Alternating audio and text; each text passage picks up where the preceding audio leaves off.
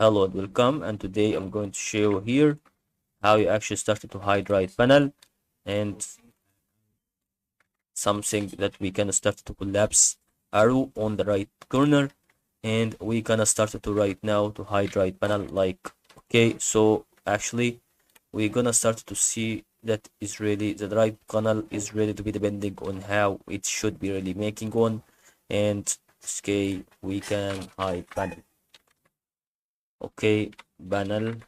So we're gonna start to see right here the panel is really not being like what we're gonna start to see over this, because if you wanted to hide the panel which is ready, so what we're gonna start to understand on helping center, because it actually can't help you to hide it. So if you refer for like you wanted to remove all of this panel possible, you will check out for a view and start to minimize it.